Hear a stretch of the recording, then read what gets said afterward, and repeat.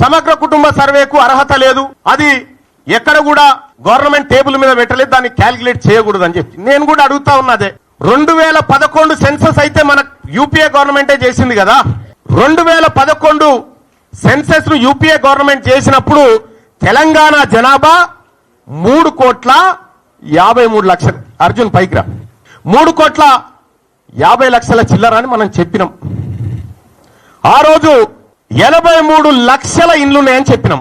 ఇలా ముఖ్యమంత్రి గారు చెప్పినటువంటి లెక్క 1,15,00,000 ఇండ్లున్నాయని చెప్పారు. 1,15,00,000 ఇండ్లుంటే ఈ 83 1,15,00,000 దాదాపు 32 లక్షలు పెరిగింది. 32 లక్షల మంది ఇండ్ల కొత్త ఇండ్లు వస్తే అందులోకి ఒక్కడని నిలడా మరి 32 లక్షల ఇండ్లలోంచి ఒక్కొక్క మనిషిని లెక్క పెట్టినా కూడా తెలంగాణ జనాభా 3,90,00,000 కావాలి. ఇలా దీని కథ ఏంది, దీని వ్యవహారం ఏంటంటే కేవలం ఈడబ్ల్యూఎస్ ను రక్షించుకోవడానికి వేసినటువంటి ఎత్తు మాత్రమే. సహజంగానే ముఖ్యమంత్రి గారు మనలాంటి వాళ్ళు పక్కన ఉండొద్దని కోరుకుంటాడు. ఎందుకు?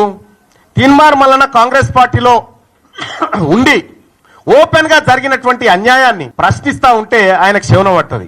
నేనే కదా ఈడబ్ల్యూఎస్ కోటా అన్యాయంగా 6.98% ఉన్నటువంటి వాళ్లకు 10% రిజర్వేషన్ ఇస్తురని నేనే 4 సార్లు రిప్రజెంటేషన్ ఇచ్చిన. మీకు అది తెలియనట్టుగా మీరు యాక్టింగ్ చేసి మీరు ప్రవర్తించేటువంటి తీరు చాలా జుగుప్సకరంగా ఉంటుంది. మీకు తెలియదా ఈడబ్ల్యూఎస్ కోటా ఎట్లా ఇంప్లిమెంట్ చేస్తున్నారో?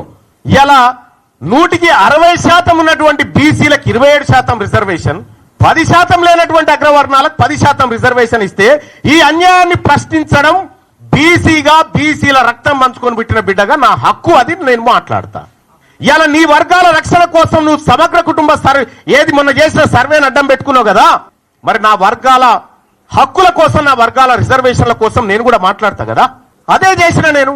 ఇవాళ కాంగ్రెస్ పార్టీని కాపాడాలంటే, కాంగ్రెస్ పార్టీని రక్షించాలంటే ప్రజల్లో క్లారిటీ ఉండాలి. మనం సర్వే చేస్తే 90 ఏళ్ల తర్వాత సర్వే చేసినా మీరు చెప్తే సప్పట్లు కొట్టేటోడు లేడు, పాలాభిషేకం చేసినోడు లేడు. నీకు బీసీ వర్గాలు ఎవరు నమ్మలే. పైగా మొన్న మాట్లాడి నన్ను దోషిగా నిలబెట్టిరు, విలన్ చేసిరంటే విలనే అంటారు. ఆ విషయంలో విలనే అంటారు. ఆ విషయంలో మీరు చేసింది పక్కా సమాచారం అయితే, పక్కా సేకరించిన లెక్కలే అయితే ముఖ్యమంత్రి గారు ఆ సర్వేకు మీరు బాధ్యత వహిస్తారా? నాది బాధ్యత, దీని మీద డిబేట్కు నేను రెడీ అంటే ఎక్కడికి రావనో చెప్పు, నేను ఒక్కరిని వస్తా. నీ సర్వే తప్పని నిరూపిస్తా. నేను కూడా సూచనే చేసిన మీకు, ఆ రోజు సరిదిద్దుకునే అవకాశం ఉంది, ప్రయత్నం చేయండి, తప్పు కాదనేటువంటి మాట చెప్పిన.